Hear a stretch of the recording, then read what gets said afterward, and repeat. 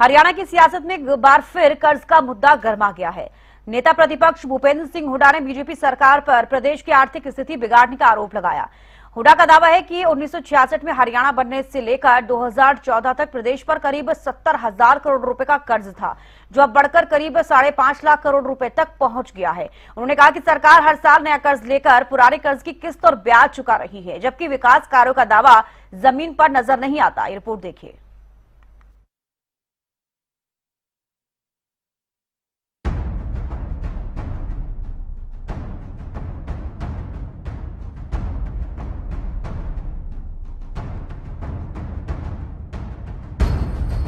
हरियाणा पर बढ़ते कर्ज को लेकर सियासी घमासान तेज हो गया है। पूर्व मुख्यमंत्री भूपेंद्र सिंह हुड्डा ने बीजेपी सरकार पर प्रदेश की आर्थिक स्थिति बिगाड़ने का आरोप लगाया है। हुड्डा का दावा है कि 1966 में हरियाणा बनने से लेकर 2014 तक प्रदेश पर करीब 70,000 करोड़ रुपए का कर्ज था, जो अब बढ़कर करीब 5.5 लाख करोड़ रुपए तक पहुँच गया है। उन्होंने आरोप लगाया कि सरकार हर साल नया कर्ज लेकर पुराने कर्ज की किस्तें और ब्याज चुका रही है, जबकि इतने बड़े कर्ज के बावजूद विकास कार्य अपेक्षित स्तर पर दिखाई नहीं देते।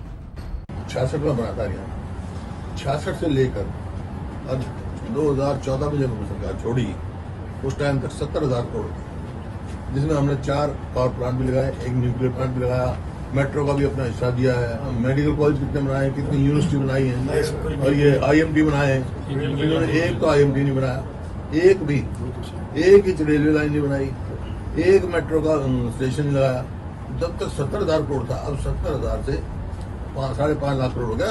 यूं कर्जा हो गया, देखा नहीं घोटाले कैसे हो रहे हैं, और कर्जा कैसे हो गया। मतलब अब जितना मान लीजिए कर्जा लेते हैं जितना हर साल, उतना तकरीबन उसका 90% जो है वो कर्जे की उसमें ब्याज में और उसके इंस्टॉलमेंट हो जाता है, अपनी जो उसकी किस्त है उसमें कट जाता है। कर्जा लो और कर्जा दो, 4 वाक की नीति पे चल रहे हैं। तो कहता था कर्जा लो, घी पियो, मरने के बाद कोई नहीं पूछे, जाने के बाद कोई नहीं पूछे। तो लोग ऐसे नहीं है, तो अगली फ्यूचर के साथ खिलवाड़ कर रहे हैं। 5.5 लाख करोड़ कर्जा है, मेरे पास सारी डिटेल है, मैं असेंबली में कैच कर।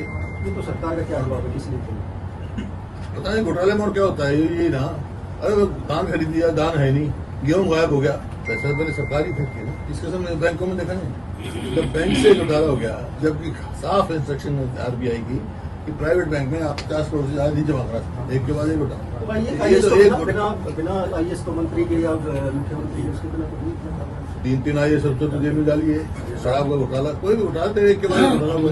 जब मंदिर का ही जो है चढ़ावा ही, ये मैं नहीं कह रहा हूँ, दीपेंद्र मिश्रा ने कहा ये चोरी नहीं है, डाका है, जो कि उसका चेयरमैन का था, उसका निर्माण से कई बार का बार मांग कर रहे हैं। तो इसकी जो है अयोध्या व्यवस्था है, SIT जो है सुप्रीम कोर्ट जज की सुपरविजन में होनी चाहिए, दीपापोती नहीं होनी चाहिए, क्योंकि ये भावना से जुड़ा हुआ है।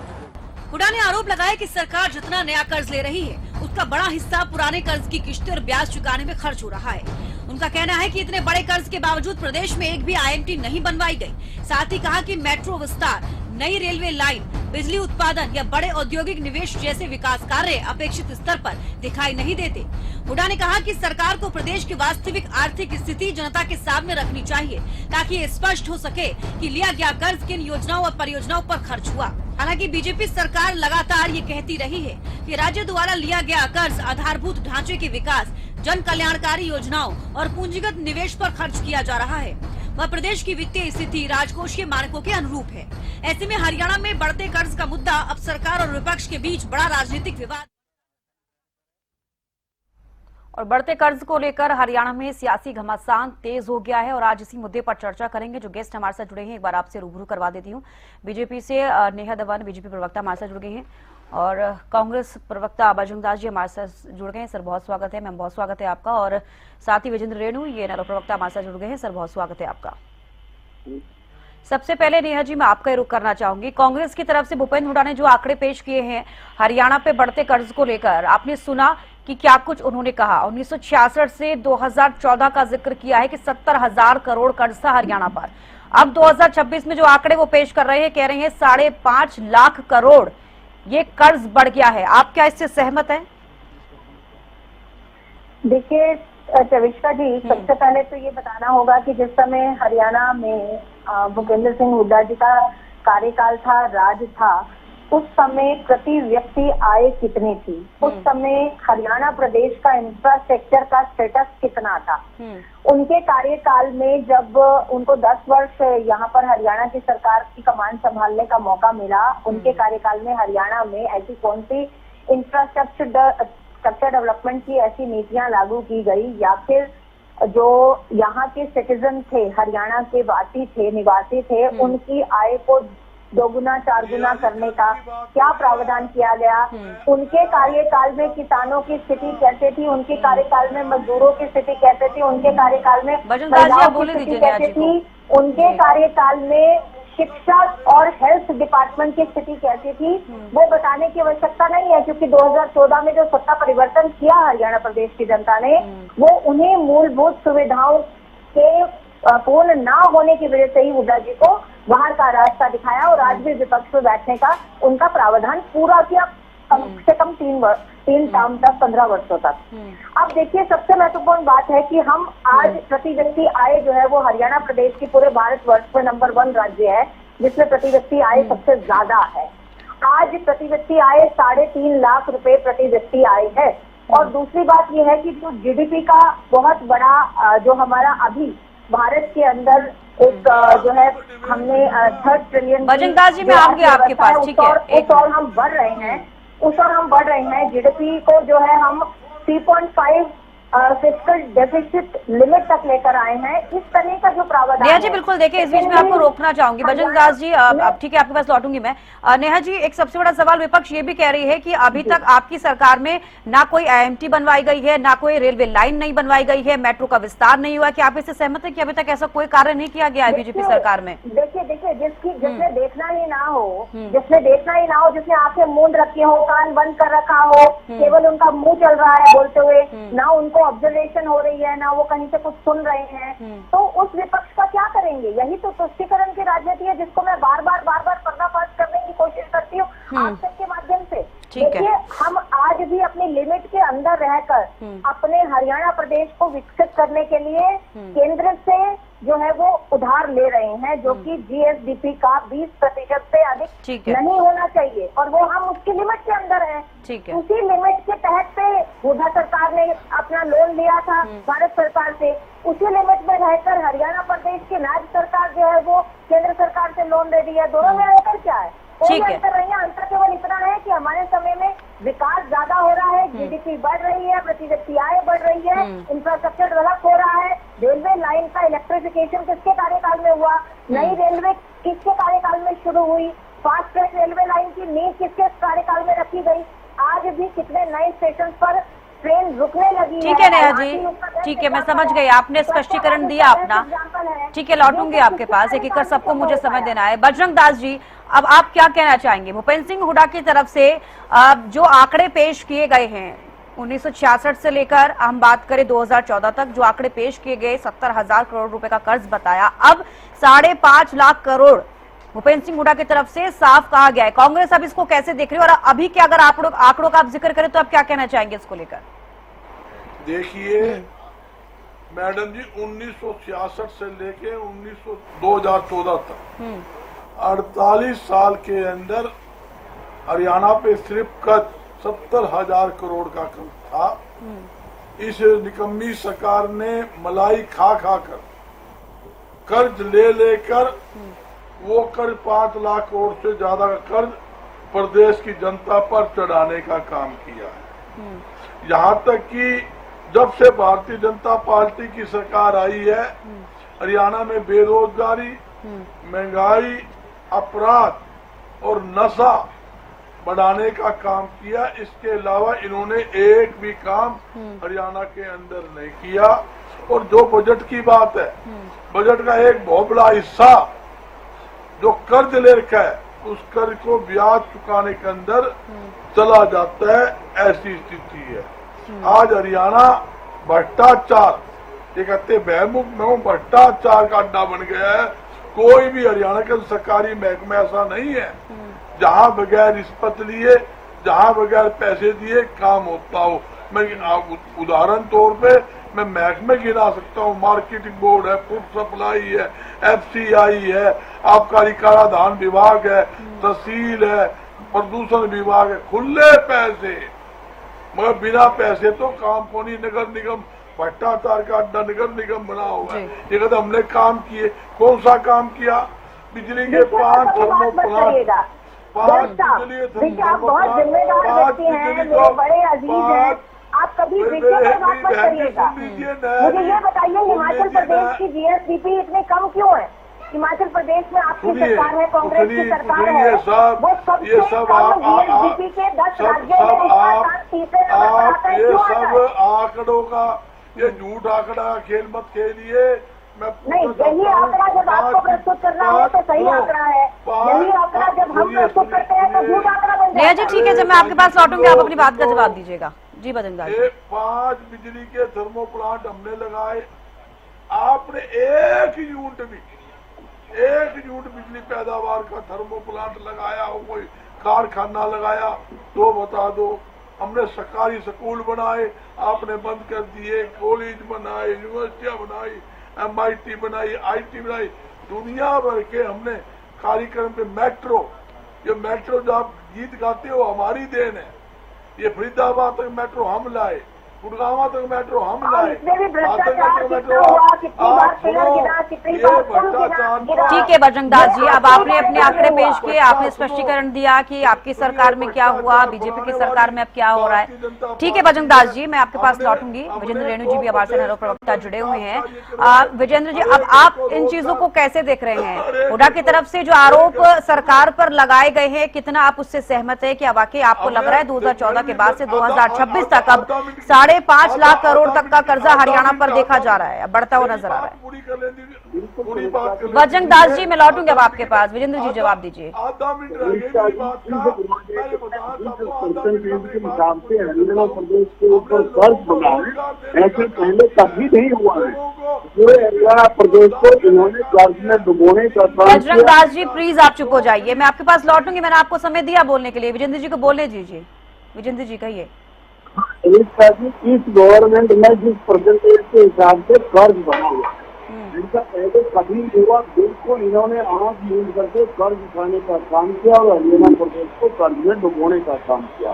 कर्ज ले लिया, लेकिन उसके बदले में यदि कहीं डेवलपमेंट दिखाई देता तब भी हम मान लेते भाई कर्ज किसी पॉजिटिव कार्य के लिए लिया गया है, कैपिटल एक्सपेंडिचर के लिए लिया गया है, और किसी कैपिटल एक्सपेंडिचर होता तो इनकम सोर्स की तो हमें बताया कि वहाँ से कर्ज लेकर के यहाँ हमने पैसा लगाया, जिससे हरियाणा प्रदेश की आमदनी बढ़ी और उस आमदनी से कर्ज को उतारने का काम किया जा रहा है।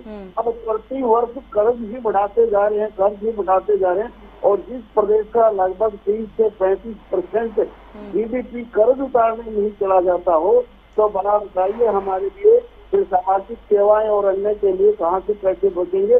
फिर वो कर्ज उठा करके करते हैं। हम इसकी बहुत निंदा करते हैं। इस सरकार ने जो कर्ज बढ़ाया है उसके लिए ये सरकार निंदा की पात्र है।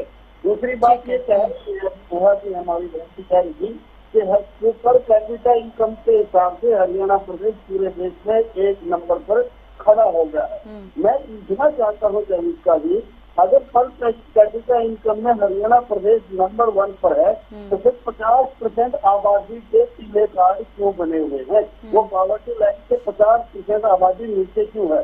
अगर नीचे 50% आबादी है और हरियाणा प्रदेश नंबर 1 पर है तो इसका मतलब सामंतवादी प्रथा को जन्म दिया जा चुका है, और सामंतवादी लोग जो है ना ऊपर करके सामने आ रहे हैं। प्रदेश की पूंजी कुछ गिने चुने लोगों के हाथों में आ चुकी है और प्रदेश गरीब से गरीब होता जा रहा है। ठीक है। अगली बात ये एजुकेशन और हेल्थ की बात करते हैं सर जी। आज एजुकेशन डिपार्टमेंट देख लीजिए चाहे हेल्थ डिपार्टमेंट देख लीजिए, दोनों को कंक्लूड करते हुए मैं यही कहना चाहूंगा, न तो कंप्लीट कहीं पर स्टाफ है, ना कहीं इंफ्रास्ट्रक्चर है, ना कहीं दवाइयाँ हैं, तो कहीं अध्यापक नहीं है। हर फील्ड में शिक्षा और स्वास्थ्य का भी आज हरियाणा प्रदेश का बुरा हाल हो चुका है। डॉक्टर नहीं है, टीचर नहीं है, दवाइयाँ नहीं है, पुस्तकें नहीं है, और विद्यार्थियों की संख्या दिन प्रतिदिन सरकारी स्कूलों में घटती जा रही है। और यहाँ तक कि जिस प्रदेश में कहीं हाई कोर्ट जो है एजुकेशन डिपार्ट को 5 लाख तक का जुर्माना केवल मात्र इसलिए लगा देते हो कि वहाँ पर लड़कियों के लिए यूरिनल नहीं है और सेपरेट यूरिनल नहीं है, वहाँ पर इंटरनेट की सुविधा नहीं, बिजली के कनेक्शन और फिर ये कहते हैं कि हमने एजुकेशन की सुविधा को सुधार ठीक है किया विजेंद्र जी। इसे क्या करते हैं, लोगों का अपमान मत किया करें और ठीक है। ग्रासरूट पर काम करके दिखाएं। ठीक है, लौटूंगे आपके पास। नेहा धवन जी हमारे साथ जुड़ी हुई हैं। अब नेहा जी, आपने सुना कि बजरंग दास जी ने क्या कहा, विजेंद्र रेणु जी ने क्या कहा, उन्होंने अपना पक्ष रखा। अब मेरा सवाल आपसे ये है कि अगर विकास को लेकर ही बात हो रही है, चाहे वो मेट्रो को लेकर हो, रेलवे लाइन को लेकर हो, बिजली उत्पादन को लेकर हो, आईएमटी को लेकर हो, मैं चाहूंगी कि अब बीजेपी की तरफ से आप अपना पक्ष रखिए कि आप इसको लेकर क्या कहना चाह रही है। जो सवाल बीजेपी सरकार पर हरियाणा में उठाए जा रहे हैं कि जो कर्जा लिया गया है, जैसे कि केंद्र से आप भी जिक्र कर रही थी कि विकास के लिए कर्जा लिया जाता है, कांग्रेस ने भी अपनी सरकारों में लिया, आप भी ले रहे हैं, तो विकास को लेकर जो कांग्रेस सवाल उठा रही है कि विकास नजर नहीं आ रहा, जो कर्जा लिया जा रहा है उससे पुरानी किस्तें चुकाई जा रही है, ब्याज चुकाया जा रहा है, आप इसको लेकर क्या कहेंगे? देखिए, दो बातें आपने मुझसे पूछी। एक बात पूछी कि पुराने कर्ज उतारे जा रहे हैं, दूसरी बात हाँ। विकास दिख नहीं रहा है। जी। देखिए, सबसे पहले मैं इस बात का जवाब दे दूं कि कर्ज पुराने चुकाए जा रहे हैं। पुराने चुकाए जाने में मैं हेड्स ऑफ टू आईएनएलडी कर्ज का ब्याज दिया जा रहा है। बजरंग दास जी प्लीज आप बोलने दीजिए। पुराने गलत बोल रही है, मैं कह रहा हूँ गर्व आप पेशेंस रखिए ना, गर्व आप बड़े भाई पेशेंस रखिए ना, पेशेंस रखिए भाई साहब, भाई साहब पेशेंस रखिए, क्योंकि मैं पोल खोलने वाली हूँ आपकी, तभी आप बीच में बोलते हैं। बजरंग दास जी, ना मुझे आपकी बात समझ में आ रही है, ना नेहा जी की बात समझ आएगी, आप प्लीज समझिए, आपको जब मौका दिया जाएगा आप अपनी बात रख लीजिएगा। सुन लो, ठीक है। मैं कह रहा हूँ कर्ज जो लिया है उसका ब्याज में चुकाया जा रहा है। हाँ, मैंने वो बोला, आपने जो कहा है वो मैंने पूछा नेहा जी से कि जो कर्ज लिया गया है पुरानी किस्तें और ब्याज चुका रहे हैं, वो मैंने बोल दिया। ठीक है, अब आप उसका जवाब सुन लीजिए। नेहा जी अब आप कहिए। धन्यवाद गर्ग साहब टाइम नष्ट करने के लिए, बहुत बहुत आभार आपका। लेकिन अब सुन लीजिए बात मेरी। जब मोदी जी की गवर्नमेंट 2014 में भारत के अंदर सरकार के रूप में आई थी, तो हमने बहुत स्पष्ट तरीके से माननीय नरेंद्र मोदी जी ने अनेकों मंचों से एक बात बताई थी कि माननीय मनमोहन सिंह जी के समय में जो कर्ज लिए गए थे पेट्रोलियम को लेकर, जो पेट्रोलियम इंडस्ट्री के लिए लिए गए थे, उन कर्जों को चुकाने का समय कब आया? जब हमारी भारतीय जनता पार्टी की सरकार आई और पिछले 4 वर्षों तक, यानी कि 2 गवर्नमेंट तक 2014 से लेकर बजरंग दास जी आप प्लीज बोलने दीजिए। ठीक है, तक जो है वो हमने कर्ज उतारे, पुरानी सरकारों के जो एमओयू किए हुए थे उन कर्जों को उतारा, क्योंकि उन कर्जों की भरपाई का समय कब आया? जब हमारी गवर्नमेंट भारत ठीक है, आ रही बजरंग दास कब जी। आया? ठीक है। हमने उनके कर्ज उतारे, बिल्कुल। हम तो छाती ठोक कर ये बात कहते हैं कि हमने कांग्रेस के कार्यकाल में लिए गए कर्ज भी हमने उतारे हैं। ठीक है। बिल्कुल सही कहा आपने, ये बात छेड़ने के लिए आपका धन्यवाद। दूसरी बात सुनिए जी। जिन जिन राज्यों में आज इक्का दुक्का चुनिंदा 4-5 राज्यों में कांग्रेस की जहां भी सरकार बची है, मुझे तो याद तक नहीं है क्योंकि ये लोग नक्शे से गायब होने वाले, जहां पर भी इनकी सरकारें बची हैं उन राज्यों का हाल देखिए शविष्का जी। उनकी जीडीएसपी जो रेट है वो सबसे गरीब राज्यों, पूरे देश के नक्शे पर सबसे गरीब राज्यों में जहाँ की प्रति व्यक्ति आय सबसे कम है, उस लिस्ट 10 राज्यों की लिस्ट में वो 4 राज्य सम्मिलित है, केवल एक राज्य को छोड़कर, जहाँ कांग्रेस की सरकार है। शर्म नहीं आती इनको बात करते हुए?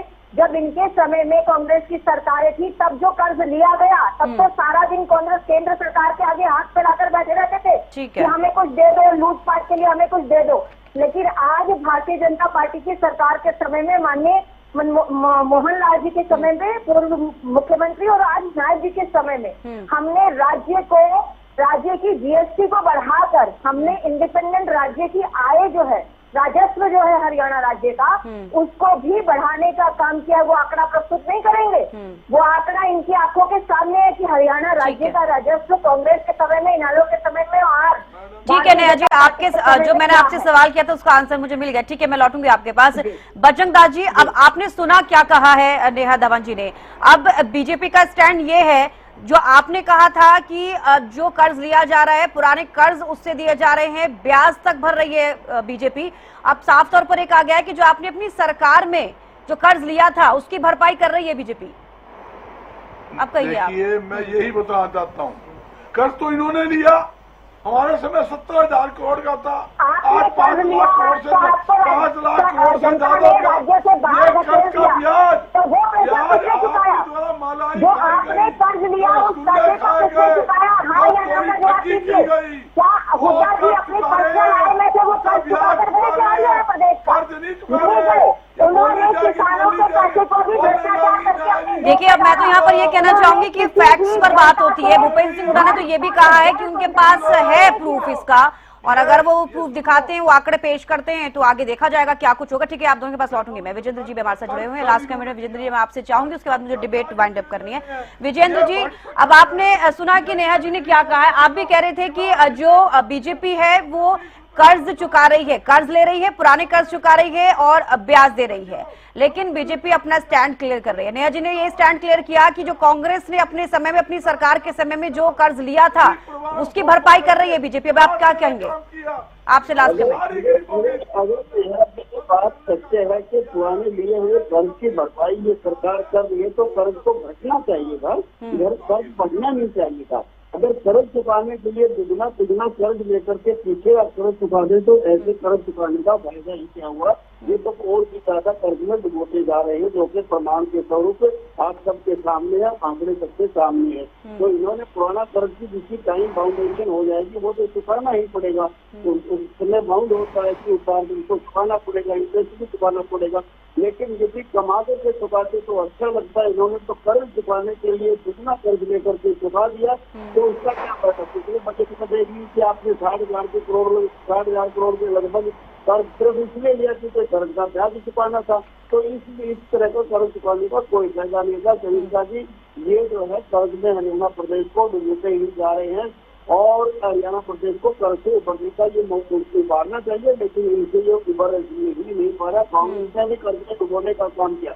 जब इंडियन नेशनल कांग्रेस पार्टी की सरकार गई थी, उस टाइम हरियाणा प्रदेश के ऊपर मात्र 14। तो बिल्कुल, एक तरफ तो कांग्रेस ये कह रही है कि अब बीजेपी ने जो कर्ज लिया है वो कर्जे चुका रही है उससे, और उसके साथ साथ वो ब्याज चुका रही है। कांग्रेस लगातार ये आरोप लगा रही है, बीजेपी अपना स्टैंड क्लियर कर रही है कि वाकई जो कर्जा लिया गया है वो हरियाणा के विकास के लिए किया गया है और विकास दिख रहा है। लेकिन अब देखना होगा कि आगे इस पर क्या कुछ होता है। बेहद शुक्रिया आप सभी का जुड़ने के लिए और तमाम बातचीत करने के लिए। रुकने छोटे से ब्रेक ले, जल्द लौटेंगे।